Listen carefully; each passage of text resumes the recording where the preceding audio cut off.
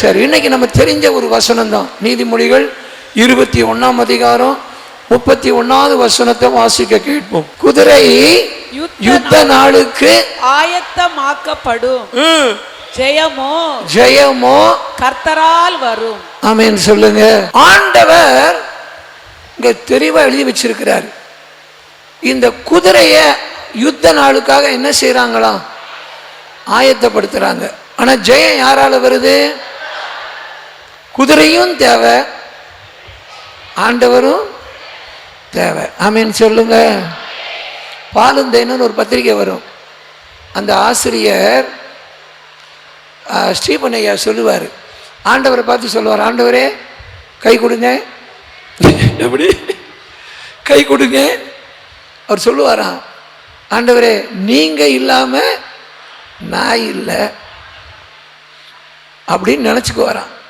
நான் இல்லாம நானும் உங்களுக்கு தேவைதானே ஆண்டவரே, நான் தானே ஊழியம் செய்யணும். அப்போ ஆண்டவர் சொல்லுவார், ஆமாப்பா நீ எனக்கு ரொம்ப தேவை, நீ எனக்கு நல்ல ஒரு பரிசுத்தவான். நீங்கள் எப்போதுமே அவர் சொல்லுவார், நினச்சிங்க நீங்களும் ஆண்டவருக்கு தேவை, உங்களுக்கு ஆண்டவர் தேவை. அல்லேலூயா. காலையில் எந்திரிச்சோன்னு சொல்லுங்க, ஆண்டவரே இன்னைக்கு நீங்கள் எனக்கு முழுசாக இருக்கணும், என்னை கொண்டு என்ன செய்ய சித்தமாக இருக்கிறீரோ அதை என்ன செய்யணும் சொல்லிடுங்க. இந்த நாள் முழுதும் கரம் பிடித்து ஆண்டவர் நடத்துவார். குதிரை என்னதான் ஆயத்தப்படுத்தினாலும் ஜெயம் யாரால வரும்? கர்த்தரால தான். ஆண்டவருக்கு தேவை ஜெயம். சகரியா 10 அதிகாரம் 3வது வசனத்தை வாசிக்கும் போது, மேய்ப்பருக்கு விரோதமாக என் கோபம் மூண்டது, கடாக்களை தண்டித்தேன், சேனைகளின் கர்த்தர். நல்ல கவனிங்க, சேனைகளின் கர்த்தர் யூதா வம்சத்தாராகிய தமது மந்தையை விசாரித்து அவர்களை யுத்தத்திலே, தமது மந்தை நம்முடைய பிள்ளைகள் நாம தான், யூதா வம்சத்தார் நாம தான், அவர்களை யுத்தத்திலே தமது சிறந்த குதிரையாக, தமக்கு சிறந்த குதிரையாக நிறுத்துவார். கைதட்டி கர்த்தருக்கு ஸ்தோத்திரம். குதிரை பந்தயம் நடக்கும். என்ன நடக்கும்? குதிரை பந்தயம் நடக்கும். இந்த குதிரைக்கு பேரு நம்பர் 33, இது 44, இது 55, 66, இப்படிதான் நம்பர் கொடுப்பானுங்க குதிரை பந்தயத்தில். எல்லாரும் பந்தயத்தில் பணம் கட்டுவாங்க. இப்போ 55ஆம் நம்பர் அப்படி குதிரையில பணம் கட்டினவுடைய கண்ணெல்லாம் எதுல இருக்கும் சொல்லுங்க? எதுல இருக்கும்? அதையே பார்த்துட்டு இருப்போம். நம்ம குதிரை எப்படி வருது, எப்படி வருது, எப்படி வருது, ஆகா ஆகா, ஓடு ஓடு ஓடு ஓடு ஓடு ஓடு. இப்ப அந்த குதிரை வந்து பின்னால வந்துச்சுன்னா எப்படி இருக்கும்? நாசமா போவ, உன் மேல பணத்தை கட்டின பாரு. யோசனை பண்ணி பாருங்க. அந்த குதிரை பந்தயத்தில் கோடி கோடியாக சம்பாதிச்சிருக்கானுங்க, கோடி கோடியாக இழந்திருக்கானுங்க. அது ஒரு பெரிய கேம்பிளிங்காக நடந்துச்சு. இப்போ அதெல்லாம் நிறுத்தி வச்சிருக்காங்க போல இருக்கு. அதுக்கு பதிலாக சேவல் சண்டை விடுறானுங்க. பாருங்க, ஆண்டவர் இந்த உலகத்தில் தம்முடைய பிள்ளைகளை யுத்தத்தில் சிறந்த குதிரையாய் நிறுத்துகிறார். அப்படின்னா என்ன தெரியுமா அர்த்தம்? கண்டிப்பா ஜெயித்தே ஆகணும். ஆமென் சொல்லுங்க. பாருங்க, யுத்தம் யுத்தம் யுத்தம்ங்கிற வார்த்தையை பார்க்கிறோம். குதிரை யுத்த நாளுக்கு யுத்தத்தில் தம்முடைய குதிரை எப்படி நடத்துவாராம்? அப்படின்னா இந்த உலகத்துல பிறந்துட்டோம் பார்த்தீங்களா, பிறந்த அன்னையிலேருந்தே யுத்தம் தான். பவுல் என்ன எழுதுறாரு? நல்ல வாழ்க்கை வாழ்ந்தேன்னு எழுதுறாரு. சொல்லுங்க, நல்ல போராட்டத்தை போராடினேன். பாத்தீங்களா, பிறந்ததுல இருந்தே இந்த உலகமே என்னதாங்கிறீங்க? ஒரு யுத்தம், ஒரு போராட்டம். ஆமென். ஆனா தேவ பிள்ளைகள் இதுல தோற்று போக கூடாது. எப்போது என்ன செய்யணும்? வெற்றி என்ன செய்யணும்? சிறக்கணும். நீதிமொழிகள் 30ஆம் அதிகாரம் அங்க 31ஆம் வசனத்தை வாசிக்கும் போது, நீதிமொழிகள் 30:31 வாசிக்கும் போது, போர் குதிரையும் போர்க்குதிரையும் வெள்ளாட்டு கடாவும் ஒருவரும் எதிர்க்க கூடாத ராஜாவும். அப்ப அந்த குதிரைக்கு என்ன பேரு? போர்க்குதிரை. போர்க்குதிரை. ஆமென் சொல்லுங்க. அப்ப பாருங்க, பவுல் எழுதுறாரு தம்முடைய சீஷன் அர்கிப்பை குறித்து எழுதும் போது, பிலமோனுடைய புத்தகத்தை வாசிக்கலாம். பரிசுத்த பவுல் பிலமோனுக்கு எழுதும் நிருபம் ஒரு அதிகாரம் தான் இருக்குது. 2வது வசனத்தை வாசிங்க. பிரியமுள்ள அப்பியாளுக்கும், பாத்தீங்களா, எல்லாருக்கும் வாழ்த்து சொல்றாரு. பிரியமுள்ள அப்பியாளுக்கும் எங்கள் உடன் போர் சேவனாகிய எங்கள் உடன் போர் சேவகனாகிய அர்கிப்புவுக்கும் உம்முடைய. அப்ப நாங்களும் போர் சேவகர்கள். இந்த அர்கிப்பும் எங்களோட யாரு? உடன் போர் சேவகர்கள். ஆமென் சொல்லுங்க. எங்க உடன் சகோதரன் எழுதியிருக்கலாமே, எங்க சகலன்னு எழுதியிருக்கலாமே. பிரைஸ் தி லார்ட், அல்லேலூயா. என் மச்சான் அர்கிப்பை எழுதுக்கு விசாரிங்கன்னு எழுதியிருக்கலாமே. அந்த உறவெல்லாம் சொல்லல. we are in a battle. நாங்கள் ஒரு யுத்தத்தில் நிற்கிறோம். எங்களுக்கு உடன் போர் சேவகனாகிய அர்கிப்பை வாழ்த்துங்கள்.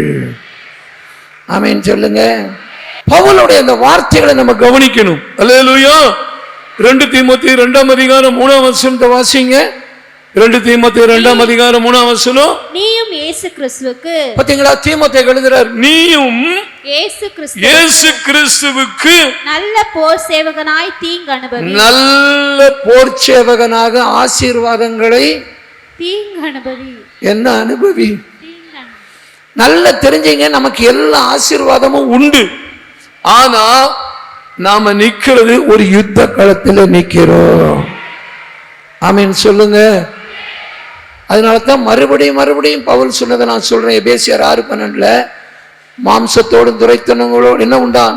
மாம்சத்தோடு ரத்தத்தோடும் அல்ல, துரைத்தனங்களோடும் அதிகாரங்களோடும். அப்ப சபை இந்த யுத்தத்துல ஜெயிச்சுக்கிட்டே இருக்கணும். ஆமென் சொல்லுங்க. உங்களுக்கு தெரியுமா, நம்ம பண்ற ஜபத்துக்கெல்லாம் என்னென்ன ரிசல்ட் வந்துட்டு இருக்குன்னு நான் ஓப்பனா சொல்லக்கூடாதுன்னு நினைச்சிட்டு இருக்கிறேன். நம்ம பண்ற எல்லா ஜபத்துக்கும் என்ன வந்துட்டு இருக்குது? பதில் என்ன செஞ்சிட்டு இருக்குது? தேசத்துல மாற்றங்கள் வந்துட்டு இருக்குது. இன்னும் கொஞ்ச நாள்ல பாருங்களேன், யோசபாத்து காலம் மாதிரி என்ன நடக்கும்? ஆமா, மேல இருக்கிறவன பூரா சுட்டுருவான். அல்லேலூயா. ஆமென். நம்ம ஒன்னும் செய்ய வேணாம். உன் பக்கத்துல 1000 பேரும் உன் அழுகாது. உன் கண்களால் மாத்திரம் நம்ம எதுல நிக்கிறோம்? ஒரு யுத்த களத்துல. சாத்தான் எப்படியாயிலும் இந்த சபையை வீழ்த்துவதற்கு முயற்சி பண்ணிட்டு இருக்கிறான். ஆத்துமாக்களை சிதறடிப்பதற்கு முயற்சி பண்ணிட்டு இருக்கிறான். ஆனா ஆண்டவர் சொல்றார், இந்த கல்லின் மேல் என் சபையை கட்டுவேன், பாதாளத்தின் வாசல்கள் ஒரு நாள் மேற்கொள்ள முடியவே. 144ஆம் சங்கீதம் 1ஆம் வசனத்துல தாவீது சொல்றாரு, என் கைகளை போருக்கும் என் விரல்களை யுத்தத்திற்கும் படிப்பிக்கிற என் கன்மலையாகிய கர்த்தருக்கு ஸ்தோத்திரம். கை தட்டி கர்த்தருக்கு ஸ்தோத்திரம் செலுத்துவோம். அதே 18ஆம் சங்கீதம் 34, 39 வாசிப்போம். 18ஆம் சங்கீதம். வெண்கல வில்லும் என் புயங்களால் வளையும்படி என் கைகளை யுத்தத்திற்கு பழக்குவிக்கிறார். 39 யுத்தத்திற்கு நீர் என்னை பலத்தால் இடைக்கட்டி என் மேல் எழுப்பினவர்களை என் கீழ் மடங்க பண்ணினீர். கை தட்டி கர்த்தருக்கு ஸ்தோத்திரம். தாவீது போன ஒரு இடத்துலயும் தோத்து போனதே கிடையாது. ஆமென் சொல்லுங்க. 1 சாமுவேல் 19ஆம் அதிகாரம் 8ஆம் வசனத்தை வாசிக்கும் போது, 1 சாமுவேல் 19ஆம் அதிகாரம் 8ஆம் வசனத்தை வாசிக்கும் போது அங்க சொல்லப்பட்டிருக்கிறது, மறுபடியும் ஒரு யுத்தம் உண்டாயிற்று. அப்பொழுது தாவீது புறப்பட்டு போய் பெலிஸ்தரோட யுத்தம் பண்ணி அவர்களுக்குள் மகா சங்காரம் பண்ணினதினால் அவர்கள் அவனுக்கு முன்பாக தாவீதுக்கு முன்பாக என்ன பண்ணி போனார்கள்? முறிந்து ஓடி போனார்கள். பரிசுத்த பவுல் எழுதுகிறாரு என்ன? 2 கொரிந்தியர் 2ஆம் அதிகாரம் 14வது வசனத்தை வாசிக்கும் போது, கிறிஸ்துவுக்குள் எப்பொழுதும் எங்களை வெற்றி சிறக்க பண்ணி எல்லா நாங்க இடங்களிலும் தோத்து போனதே கிடையாது ஐயா. கை தட்டி கர்த்தருக்கு ஸ்தோத்திரம் செலுத்துவோம். யோவான் 16:20 இயேசு என்ன சொன்னாரு? இந்த உலகத்துல உபத்திரம் உண்டு, ஆனா திடன் கொள்ளுங்க, நான் உலகத்தை ஜெயித்தேன். அல்லேலூயா. கொலோசியர் 2ஆம் அதிகாரம் 15ஆம் வசனத்தை வாசிக்கும் போது துரைத்தனங்களையும் அதிகாரங்களையும் முறிந்து கொண்டு வெளியரங்கமான கோலமாக்கி அவைகளின் மேல் சிலுவையிலே வெற்றி சிறந்தார். கை தட்டி கர்த்தருக்கு ஸ்தோத்திரம் செலுத்துவோம். சரி, இப்ப வெற்றி வெற்றின்னா பாஸ்டர் என்னைக்கு சண்டைக்கு போகணும்னு சொல்லுங்க, வந்துடுறேன். அருவாமனை எடுத்துட்டு வரணுமா, அருவாளை எடுத்துட்டு வரணுமா? இல்ல இல்ல, உங்க வாழ்க்கையில உங்க குடும்பத்துல வெற்றி பெறணும். பிள்ளைகள் படிப்புல என்ன செய்யணும்? வெற்றி பெறணும். நீங்க செய்யற தொழில என்ன செய்யணும்? வெற்றி பெறணும். நீங்க பண்ணுகிற விவசாயத்துல என்ன செய்யணும்? வெற்றி பெறணும். நீங்க ஒரு ஃபங்க்ஷன் நடத்துறீங்க, அதுல என்ன செய்யணும்? சொல்லுங்க. அல்லேலூயா, அல்லேலூயா. என்ன செய்யறோமோ அதுல என்ன செய்யணும்? வெற்றி பெறணும். ஆமென் சொல்லுங்க. அல்லேலூயா, ஹல்லேலூயா. தம்பி முருகன் இப்ப சாட்சி சொன்னாரு, எல்லாம் களையா இடிச்சான், ஜெப எண்ணெயை கொண்டு போய் தெளிச்சாராம், களையே இல்லாம போயிடுச்சான். அப்படித்தானே தம்பி? பாத்தீங்களா? அப்ப பாருங்க, எல்லாம் செய்யற தொழில வெற்றி, நம்ம போற வர இடத்துல வெற்றி. ஆமென் சொல்லுங்க. ஒரு ஜெபம் பண்ணிட்டு போங்க, நீங்க போற இன்டர்வியூல வெற்றி. அல்லேலூயா, ஆமென். இனி வரும் நாட்களில் நம்முடைய பிள்ளைகள் எல்லாம் படித்து மிக உயர்ந்த நிலைமைக்கு வரணும். நம்ம வெற்றி சிறந்து பிள்ளைகள் எல்லாம் பெரிய பெரிய அதிகாரிகளாக, ஆமென், உயர்ந்தவர்களாக வரணும். யோசேப்பு வெற்றி சிறந்தாரா? தானியேல் காரியம் எப்படி இருந்துச்சுதான்? ஜெயமாய் இருந்தது. ஹல்லேலூயா. நான் இப்படி சொல்லிக்கிட்டே போலாம். தேவனுடைய பிள்ளைகள் ஒரு நாளும் தோற்று போனதே இல்லை. நிறைய பிள்ளைகள் சொல்றாங்க, ஐயா நான் ஒரு தொழில் செய்யறேன், பக்கத்திலே போட்டி. நான் சொல்றேன், பக்கத்துல போட்டி வரட்டும், ஆனாலும் கர்த்தர் நம்ம கூட இருப்பார். பாஸ்டர் பென்னின்னு ஒருத்தர் சென்னையில், அவர் சுந்தரம் ஐயா, உங்களுக்கு கேள்விப்பட்டு ஏசிய சபையினுடைய மூத்த போதகர், இறந்துட்டாரு. எங்கள் அப்பாக்கெல்லாம் அவர் தான் குரு, வழிகாட்டி. சுந்தரம் ஐயா, அவர்கிட்ட போய், அவருடைய கிளசபை தான் ஒரு பென்னி. பாஸ்டர் பென்னி போய் சொன்னாராம், ஐயா என்னடா என்ன சொல்லு. அவர் எல்லாரையும் அப்படி தான் சொல்லுவார், அவருக்கு நிறைய கிளசபைகள். என் சபைக்கு, நம்ம சபைக்கு பக்கத்தில் ஒருத்தன் சபை ஆரம்பிச்சுட்டாயா அப்படின்னாராம். சுந்தரையா சொன்னாரா, சபைக்கு பக்கத்தில் தானே ஆரம்பிச்சிருக்கிறான், உன் சபைக்கு உள்ள வந்து ஆரம்பிச்சா கூட உன்னை ஜெயிக்க முடியாது. இன்னைக்கும் நமக்கு விரோதமா என்ன செய்யுது? நிறைய பேர் போட்டி போட்டுட்டு இருக்கிறாங்க. ஆமென், அல்லேலூயா. இந்த சுனாமிக்கு பிறகு நாகப்பட்டினத்தில் ஒரு ஆள் சொன்னான், சீயோனை இல்லாம ஆக்கிடுவோன்னு சொன்னான். அவனே இப்ப நாகப்பட்டினத்தில் இல்லாம போயிட்டான். அல்லேலூயா. இன்னொரு ஆள் வந்து சொன்னா, இந்த சீயோன்ல போற ஆள்லாம் தடுத்துருவேன்னா, இப்ப அவன் ஜெயில இருக்கிறான். ஒரு அல்லேலூயா சொல்லுங்க. உனக்கு விரோதமாய் உருவாக்கப்படும் எந்த ஆயுதமும் பாருங்க. அதனாலதான் வெளிப்படுத்தலவா, அவர் மரணமே நேரிடுகிறதா இருந்தாலும் ஆட்டுக்குட்டியாவோட ரத்தத்தினால ஜெயித்தார்கள். அல்லேலூயா. யோவான் எழுதுகிறார், வசனம் எடுத்த லேட் ஆயிடும். வாலிபரே, நீங்கள் பொல்லாங்கனை ஜெயித்ததுனால உங்களுக்கு எழுதுகிறேன். இப்ப சொல்லுங்க, நம்முடைய சரித்திரத்துல தோல்விங்கிறதே எல்லா இடங்களிலும் எங்களை வெற்றி சிறக்க பண்ணுகிறவர். அல்லேலூயா, அல்லேலூயா. ஆமா, எல்லா இடத்துலயும் விஷயத்துலையும். ஒரு சமயம் ஒரு பாஸ்டர் 3 நாள் மீட்டிங் வச்சுட்டாரு. புருஷனும் பொண்டாட்டியும் கிளம்புறாங்க கிராமத்திலேருந்து. ஒரு பெரிய வாழை மரம் அவங்க வீட்டில் கிட்டத்தட்ட 150-200 காய் காய்ச்சி இருக்குது. பழுக்கிற நேரம், கிராமத்து மக்கள் தானே, அது விளைஞ்சி வித்தாக்கா அவங்களுக்கு ஒரு காசு கிடைக்கும். அப்போ என்ன பண்ணாங்களாம், ஆண்டவரே நான் 3 நாள் மீட்டிங்கு போகிறேன், வரமாட்டேன், சபையில் இருப்பேன். இந்த வாழைத்தாரை பாதுகாக்கிறது யார் வேலை? உங்கள் வேலைன்ட்டு போயிட்டாங்க. 3 நாள் மீட்டிங்கில் இருந்தாங்க. சபையில் ஒரே சந்தோஷம், பிரசங்கம், பாட்டு, ஆராதனை. மீட்டிங் முடிஞ்சு ஞாயிற்றுக்கிழமை சாயங்காலம் கூடார பண்டிகை முடிக்கிற மாதிரி முடிச்சுட்டு நேரா வீட்டுக்கு போறாங்க. ரெண்டு பேர் வயசானவங்க. வீட்டுக்கு போகும்போதே அந்த அம்மா கண்ணு எங்க தான் இருக்குது. பார்த்தா வாழைத்தார் இல்லை. வாழைத்தாரு இல்லை. இந்த அம்மாவுக்கு வந்துச்சு கோபம். உடனே என்ன பண்ணாங்களோ, மிகாவேல் தூதன், மிகாவேல உன்னை காவல் வச்சுட்டு தானே போன, இந்த வாழைத்தாரை எவனோ வெட்டி போட்டானே நாங்களாம். கொஞ்ச நேரம் கழிச்சு பார்த்தா எதிர் வீட்டிலேருந்து ஒரு அம்மா வருது. அம்மா, இந்த வாழைத்தாரை வெட்டினது என் மகன் தான், வயிற்று வழியில துடிச்சிட்டு கிடக்கிறான், வந்து ஜோம் பண்ணுனாங்களாம். போய் பார்த்தா வயிற்றை பிடிச்சிக்கிட்டு புரண்டுக்கிட்டு கிடக்கிறான். இவங்க போய் ஜோம் பண்ணுன்னா நல்லா ஆயிடுச்சு. வாழைத்தார் மூலையில சாத்தி இருக்குது. உடனே தூக்கி கொண்டு வந்து வீட்டில் கொடுத்துட்டாங்க.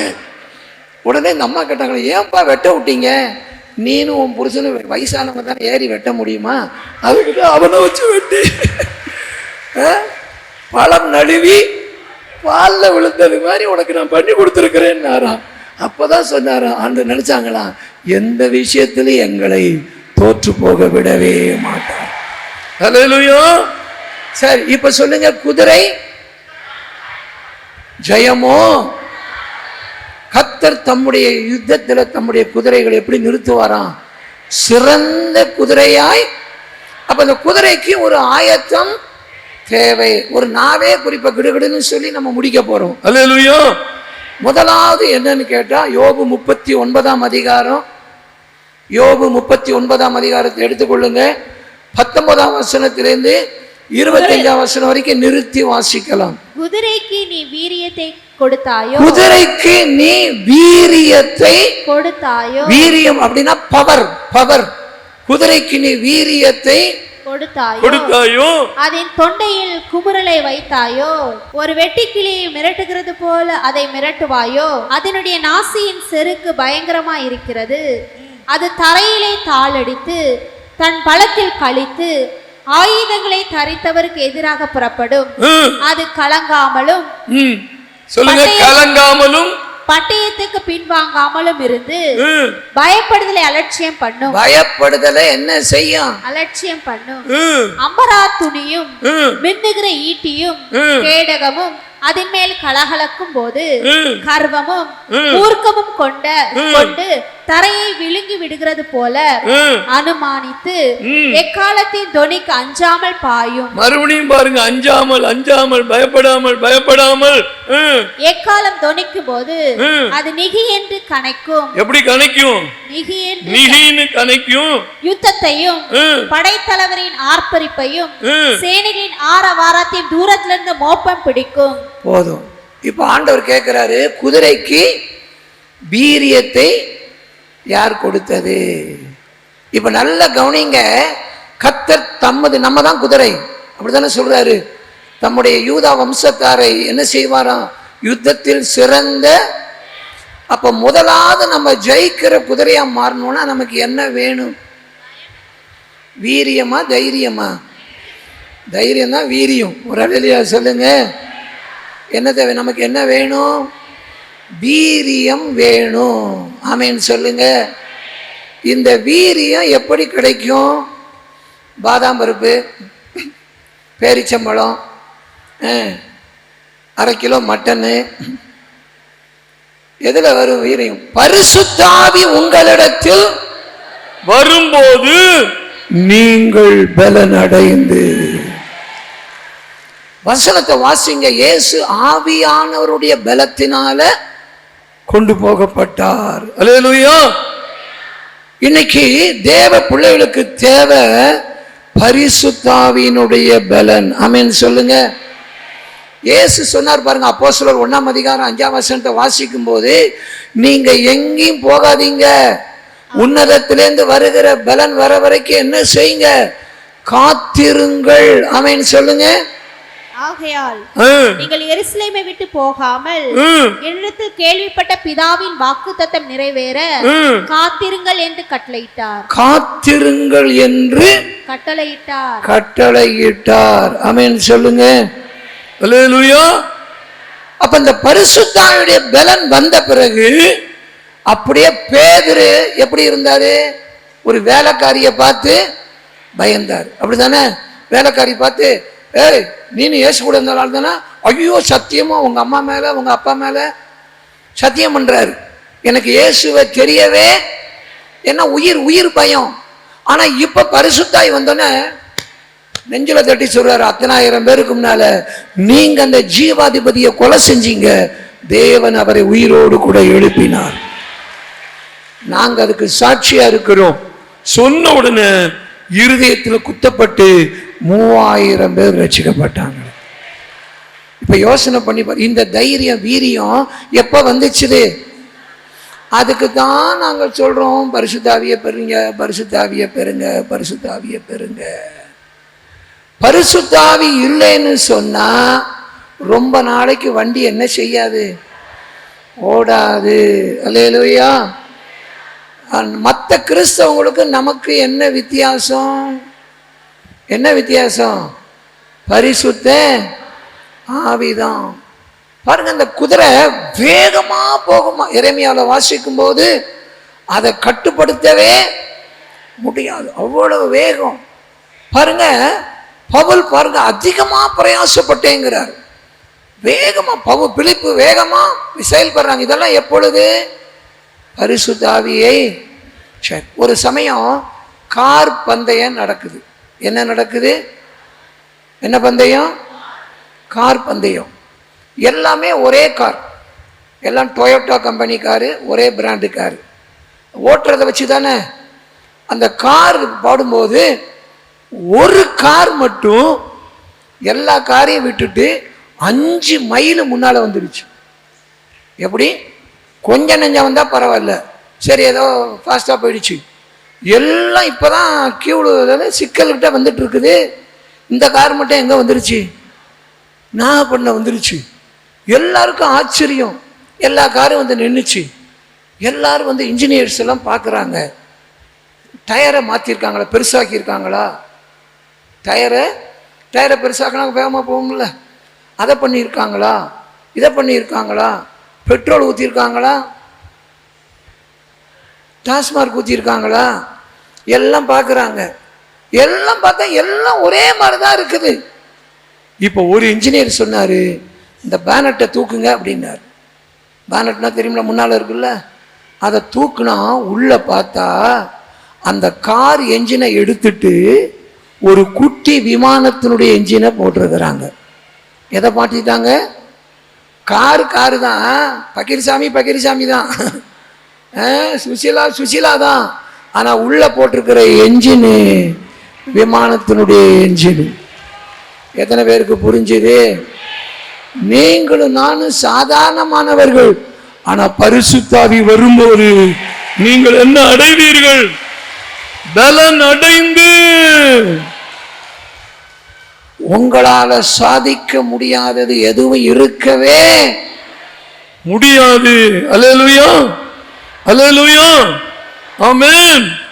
இப்ப பாருங்க, ரோமர் 15ஆம் அதிகாரம் 13ஆம் வசனத்தை வாசிங்க டக்குன்னு. பரிசுத்தாவியின் பலத்தினாலே, பரிசுத்த ஆவியின் பலத்தினாலே உங்களுக்கு நம்பிக்கை பெருகும்படிக்கு, உங்களுக்கு நம்பிக்கை பெரும்படி தேவன் விசுவாசத்தினால் உண்டாகும் எல்லாவித சந்தோஷத்தினால். இந்த பரிசுத்தாவி வர பரிசுத்தாவில நிரம்ப சந்தோஷம் இருந்துகிட்டே இருக்கும்.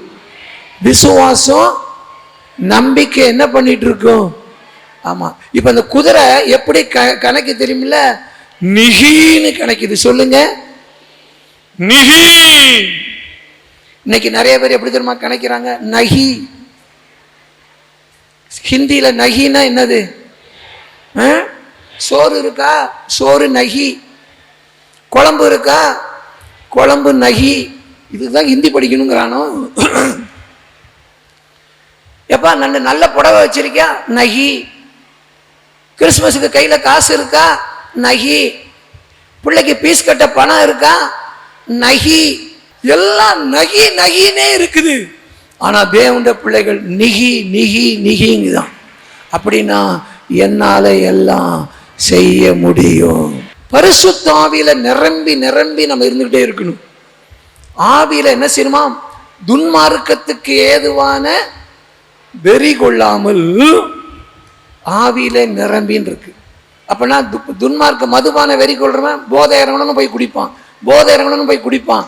அதே போல நம்ம வல்லமை இறங்குற மாதிரி தெரிஞ்சா உடனே பைக்கை நிறுத்திட்டு ஏதாவது புளிய மரத்தில் நின்றுக்கிட்டு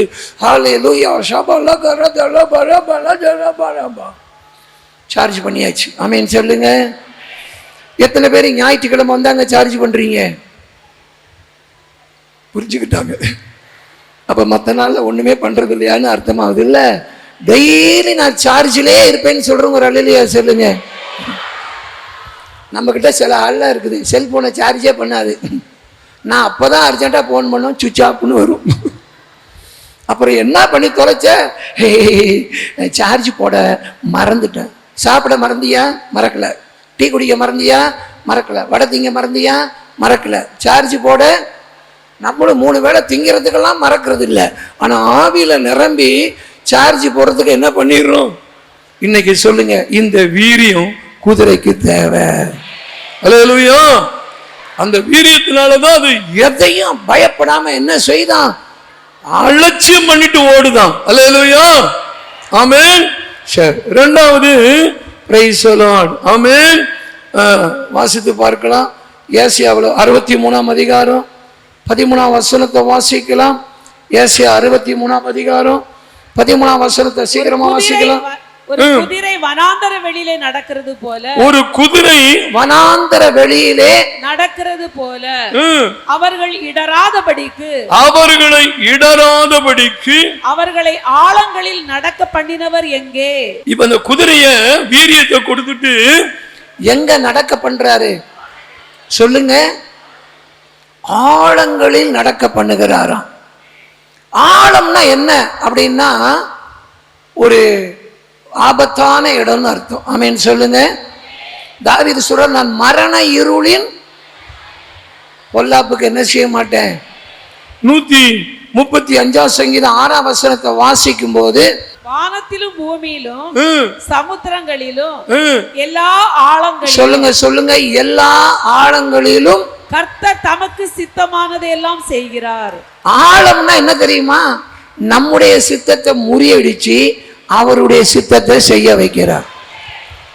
பேதுருவை பார்த்து சொல்றார், பேதுருவே, இப்ப உன் அறைய நீ கட்டிக்கிட்டு நீ விரும்புகிற இடத்துக்கு போற.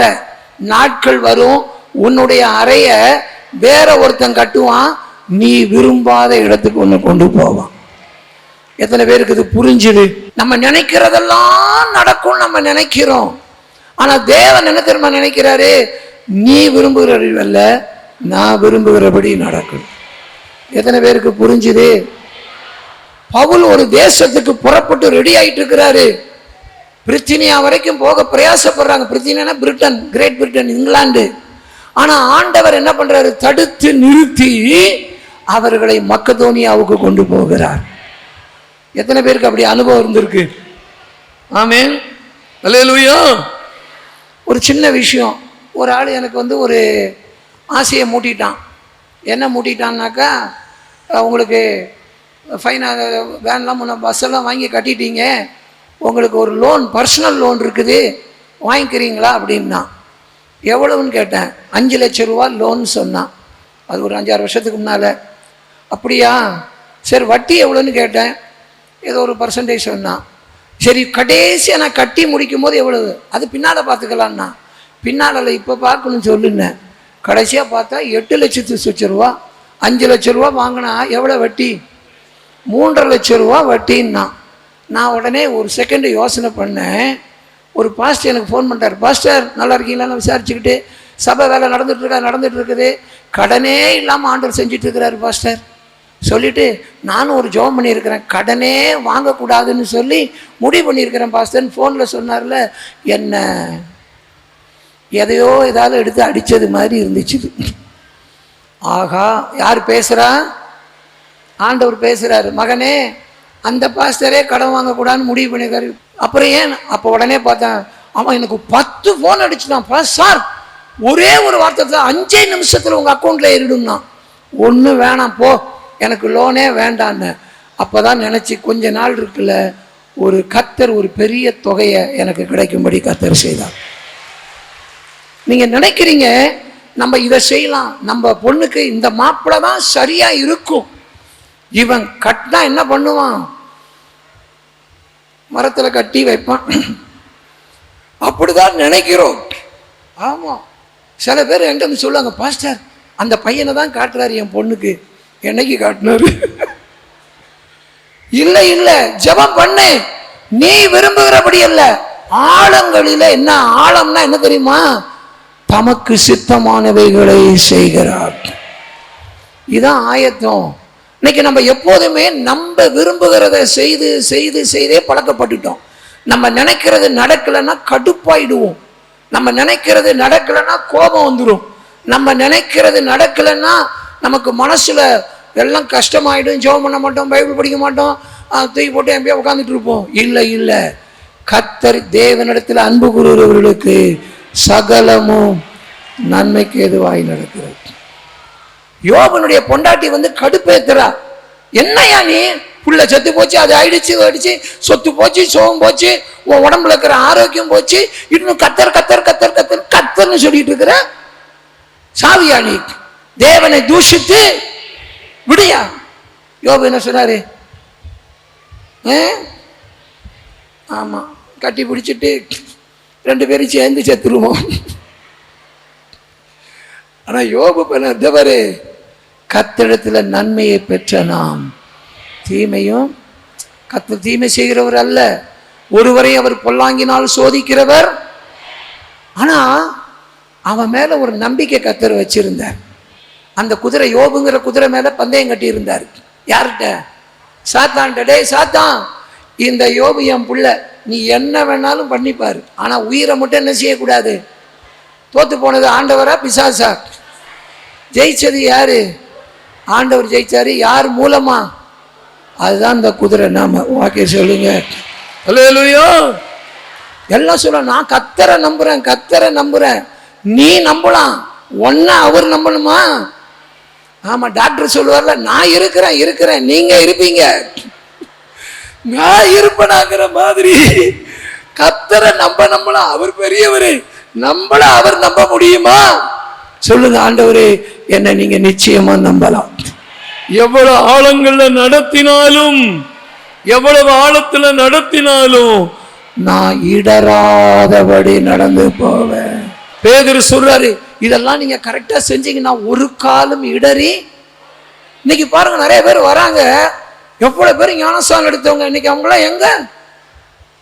எல்லாம் கூட்டம் கூட்டமா வந்தாங்க, கூட்டம் கூட்டமா இடறி போயிட்டாங்க. ஏன் தெரியுமா? அவங்களுக்குள்ளார தேவ சித்தம் செய்யற எண்ணம் இல்ல, அவங்க விருப்பத்தை நினைக்க பார்த்தாங்க. அல்லேலூயா, ஆமென்.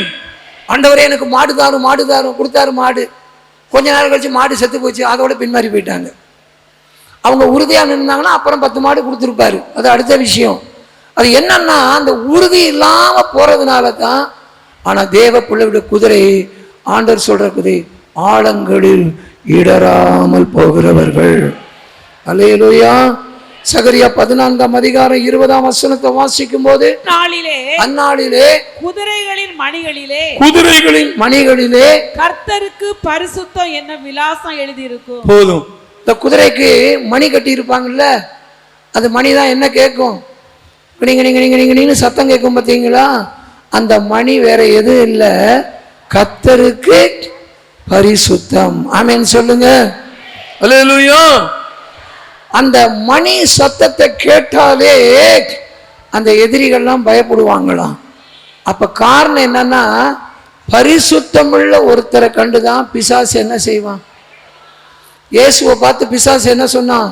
நீர் உன்னதமான தேவனுடைய பரிசுத்தர். ஆமென் சொல்லுங்க.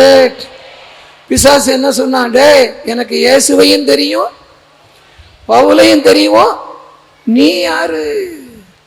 எப்போதும் தெரிஞ்சீங்க, பரிசுத்தம்னு இருந்தாதான் பிசாசு ஜெயிக்க முடியும். ஆமென் சொல்லுங்க. அல்லேலூயா. இல்லைன்னா பிசாசு என்ன சொல்லிடுவான்? உன்னை எனக்கு யாரு கண்ணில் வேணாலும் மிளகாப்பொடி போடலாம், பிசாசு கண்ணில் மிளகாப்பொடி போடவே முடியாது. பிசாசு சொல்றான், தாவீது சொல்றான், என் எதிராளி நிமித்தம். கடைசியா ஒரு காரியத்தை வாசிக்கிறோம், 4வது காரியம், யாக்கோபு 3ஆம் அதிகாரம் 3ஆம் வசனத்தை வாசிங்க. நாம் எல்லோரும் அநேக விஷயங்களில் தவறுகிறோம்.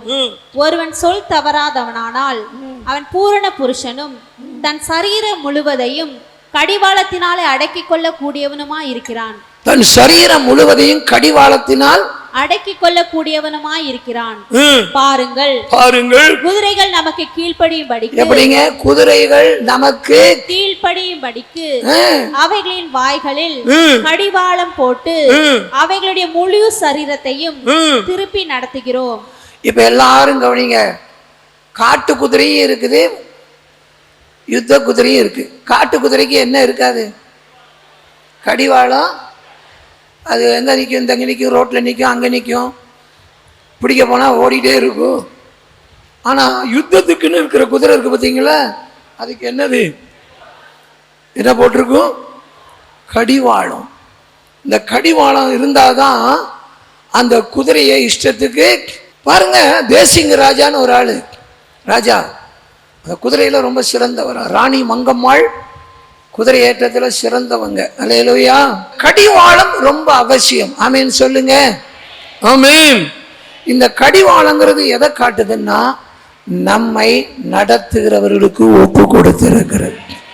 2 கொரிந்தியர் 8ஆம் அதிகாரம் வாசிங்க. 2 கொரிந்தியர் 8ஆம் அதிகாரம் 5ஆம் வசனத்தை வாசிக்கலாம். மேலும் நாங்கள் நினைத்தபடி மாத்திரம் கொடாமல் தேவனுடைய சித்தத்தினாலே. நல்ல கவனிங்க, தேவனுடைய, யாரு இந்த சபையை குறித்து சொல்றாரு? அந்த சபை எப்படிப்பட்ட சபை? மக்கதோனிய நாட்டு சபைகளுக்கு தேவன் அளித்த கிருபையை 1ஆம் வசனத்தை வாசிங்க. அன்றியும் சகோதரரே, மக்கதோனியா நாட்டுக்கு சபைகளுக்கு தேவன் அளித்த கிருபையை உங்களுக்கு அறிவிக்கிறோம். என்னையா கிருபை? அப்படி அவங்க நாங்க நினைச்சது மாதிரி நடக்காம முதலாவது தங்களை தேவனுக்கும் அப்புறம் தேவனுடைய சித்தத்தினாலே முன்பு தங்களை தாமே கர்த்தருக்கும் பின்பு எங்களுக்கும் ஒப்பு கொடுத்தார்கள். பின்பு எங்களுக்கும் ஒப்பு கொடுத்தார்கள். அப்படின்னா அர்த்தம் என்ன? ஐயா முழுமையா ஒப்பு கொடுத்துட்றேன், நீங்க என்ன சொல்றீங்களோ அதுக்கு என்ன செய்வோம்? கீழ்ப்படும். அப்படிதானே அர்த்தம். எபிரேயர் 13ஆம் அதிகாரம் 17ஆம் வசனத்தை வாசிங்க. உங்களை நடத்துகிறவர்கள் உங்கள் ஆத்துமக்களுக்காக உத்தரவாதம் பண்ணுகிறவர்களாய் விழித்திருக்கிறவர்கள் ஆனபடியால் அவர்கள் துக்கத்தோட அல்ல சந்தோஷத்தோட அதை செய்யும்படி அவர்களுக்கு கீழ்ப்படிந்து அடங்குங்கள். பாத்தீங்களா? இதான் கடிவாளம். ஒரு அல்லேலூயா சொல்லுங்க. ஆண்டவர் ரட்சிக்கப்படுகிறவர்களை தினமும் மளிகை கடையில சேர்த்தாருன்னா இருக்கு. சபையில கர்த்தர் ஆளுகைகளை வைத்திருக்கிறார், கவர்மெண்ட்ஸ். ஆமென் சொல்லுங்க. அல்லேலூயா. அவர்கள் தங்களை எங்களுக்கு ஒப்பு கொடுத்தார்கள். தேவனுக்கு ஒப்பு கொடுத்துட்டு அப்படின்னா அந்த காலத்தில் பிள்ளைகள் என்ன சொல்லுவாங்க? பள்ளிக்கூடத்தில் கொண்டு போய், சார் இந்தாங்க என் பையன், கண்ணை மட்டும் வச்சுட்டு மீதி எல்லாம் என்ன செய்யுங்க, உரிச்சுடுங்கம்பாங்க. இப்போ அதெல்லாம் கிடையவே கிடையாது. வாத்தியார் தான் கெஞ்சணும். உங்களுக்கு தான் தெரியுமே, அந்த காலத்தில் எல்லாரும் என்ன ஜெபம் பண்ணுவாங்களாம் பையங்கள்லாம், இன்னைக்கு நான் கணக்கு வாத்தியார்ட்ட அடி வாங்காமல் வீட்டுக்கு வரணும், தமிழ் வாத்தியார்ட்ட வீட்டுக்கு அடி வாங்காமல் வீட்டுக்கு வரணும்னு ஜெபம் பண்ணாங்க. இப்போ ஆசிரியர் ஜெபம் பண்ணிட்டு வர்றாரு, இன்னைக்கு பசங்கள்ட்ட நான் என்ன செய்யக்கூடாது, அடி வாங்காமல் வீட்டுக்கு வரணும்னு ஜெபம் மாறி போச்சு. அந்த மாதிரி ஒப்பு கொடுப்பாங்களாம். ஒப்பு கொடுத்தாக்கா ஆமாம். இன்னைக்கு ஒரு கூட்ட மக்கள் தங்களை தாங்களே மேய்த்து கொள்ளுகிறவர்கள், யாருக்குமே அடங்கவே மாட்டாங்க. அல்லேலூயா. யூதா 1ஆம் அதிகாரம் 18ஆம் வசனத்தை வாசிக்கலாம். கடைசி காலத்திலே தங்கள் துன்மார்க்கமான இச்சைகளின்படி நடக்கிற பரியாசக்காரர் தோன்றுவார்கள் என்று உங்களுக்கு சொன்னார்களே, இவர்கள் பிரிந்து போகிறவர்களும். இவர்கள் எப்படிப்பட்டவர்கள்? பிரிந்து போகிறவர்கள். ஒரு இடத்துல இருக்க மாட்டாங்க. இன்னைக்கு சாம்பார்ல கத்திரிக்காய் உழுலன்னா அடுத்த வாரம் அங்க வரமாட்டாங்க. இவர்கள் பிரிந்து போகிறவர்களும் ஜென்ம சுபாவத்தாரும். என்ன சுபாவம்? ஜென்ம சுபாவத்தாரும். அப்படின்னா அர்த்தம் என்ன? அந்த சுய புத்தி என்ன பண்ணிடுவாங்க? காட்டிடுவாங்க. அந்த ஜென்ம சுபாவத்தை காட்டிடுவாங்க. ஆவி இல்லாதவர்களும் ஆமே. ஆவி இல்லை. ஆவி இருந்தாக்க கீழ்ப்படிவாங்களே, ஆவி இல்லாதவர்களும் ஆமே. நீங்களோ இப்ப பிரியமானவர்களே 16, இப்ப 16 வாசிங்க. இவர்கள் முறுமுறுக்கிறவர்களும் இவர்கள் எல்லாத்துக்கும் என்ன செய்வாங்க? முறுமுறுக்கிறவர்களும் முறையிடுகிறவர்களும் எப்ப பார்த்தாலும் complaint complaint complaint complaint complaint. தங்கள் இச்சைகளின்படி நடக்கிறவர்களுமா இருக்கிறார்கள். இவர்களுடைய வாய் இருமாப்பானவர்களை பேசும், தற்பொழிவுக்காக முகஸ்துதி செய்வார்கள். 12 வசனத்தை வாசிங்க. 12 வசனம். இவர்கள் உங்கள் அன்பின் விருந்துகளில் இவர்கள் உங்கள் அன்பின் விருந்துகளில் கரைகளாயிருந்து பயமின்றி கூட விருந்துண்டு தங்களை தாங்களே மேய்த்துக் கொள்ளுகிறார்கள். மறுபடியும் வாசிங்க. தங்களை தாங்களே மேய்த்துக் கொள்ளுகிறார்கள். தங்களை தாங்களே மேய்த்துக் கொள்ளுகிறார்கள். இவர்கள் காற்றுகால் அடியுன்றோடுகிற தண்ணீரற்ற மேகங்களும் இலையுதிர்ந்து கனியற்று 2 தர செத்து வேரற்று போன மரங்களும். குதிரைன்னு சொன்னா அதுக்கு என்ன இருக்கணும்? கடிவாளம், கண்ட்ரோல் இருக்கணும். அப்ப தேவ பிள்ளைகள் கர்த்தருடைய சபைக்கு ஊழியத்துக்கு ஒப்பு கொடுத்துருக்கணும், கண்ட்ரோல்ல இருக்கணும். கண்ட்ரோல் இல்லாம அங்கேயும் இங்கேயும் அலைஞ்சாக்கா அவங்களுக்கு என்ன வச்சிருக்குதான்? ஆமா, தங்களை தாங்களே மேய்த்து கொள்ளுகிறவர்கள். இதெல்லாம் விட்டு விலகுனா தான் நமக்கு எப்போதும் வெளிச்சம் இருந்து கொண்டே இருக்கும். ஆமீன் சொல்லுங்க. அல்லேலூயா, அல்லேலூயா, ஆமென். சரி, இன்னைக்கு சொல்லுங்க, குதிரை யுத்த நாளுக்கு ஜெயமோ? கர்த்தர் நம்ம யுத்தத்தில் சிறந்த குதிரையாக தேவ பிள்ளைகள் ஜெயிக்கிற தோத்து போறதே. இப்ப கிரிக்கெட் நடக்குது, அதை இந்தியா அணி ஜெயிச்சுட்டா யாருக்கு ஜெயம் கிடைச்சது மாதிரி? இந்தியாவுக்கே ஜெயம் கிடைச்ச மாதிரி தானே. அப்ப பாருங்க, நம்ம ஜெயிக்க ஜெயிக்க பரலோகத்தில் பெரிய சந்தோஷம் வரும். அல்லேலூயா. நம்ம குடும்பத்தில், நம்முடைய தொழிலில், நம்முடைய வருமானத்தில், நம்முடைய பிள்ளைகள் விஷயத்தில், படிப்பில், நம்ம நடத்துகிற ஃபங்க்ஷனில் எல்லாவற்றிலும் என்னது? வெற்றி வெற்றி வெற்றி வெற்றி வெற்றி. அல்லேலூயா. அதுக்கு முதல்ல வீரியம் தேவை. என்னது? பரிசுத்த ஆவியினுடைய பலம், விசுவாசம் பெருகணும். அல்லேலூயா. அடுத்தது என்னது? தேவ சித்தம் ஆழத்தில் நடக்கணும். எவ்வளவு ஆழத்தில் கொண்டு போனாலும் அதுக்கு ஒத்துக்கொண்டு தேவ சித்தத்துக்கு கீழ்ப்படியும் போது கர்த்தர் நம்மை வெற்றி சிறக்க பண்ணுவார். அல்லேலூயா. நம்முடைய மணியில, குதிரையோட மணியில என்ன எழுதி இருக்குது? பரிசுத்தம். அல்லேலூயா, அல்லேலூயா. ஆமா, பரிசுத்தம் நாளுக்கு நாள் பெருகிட்டே இருக்கணும். ஆண்டவர் என்ன சொன்னார்? பரிசுத்தம் உள்ளவன். ஆமா. அப்புறம் பாருங்க, கடிவாளம் இருக்கணும். இந்த கண்ட்ரோல் நமக்கு இருக்கணும். நம்மளை குட்டி கேட்கறதுக்கு ஒரு ஆள் இருக்கணும். ஆமேன் சொல்லுங்க. அல்லேலூயா, ஆமேன். நம்மளை நாமே மேய்ச்சிக்க கூடாது. அல்லேலூயா. இப்ப சொல்லுங்க, இப்படி ஆயத்தம் ஆயிட்டோம்னா ஜெயமோ ஜெயமோ ஜெயமோ. கர்த்தர் உங்க வாழ்க்கையில எல்லாவற்றிலும் வெற்றி சிறக்க பண்ணுவார். பவுல் சொன்னது போல எல்லா இடங்களிலும் எங்களை என்ன செய்யறாரு? வெற்றி சிறக்க பண்ணுகிறார். ஆமீன் சொல்லுங்க. அல்லேலூயா, ஆமென்.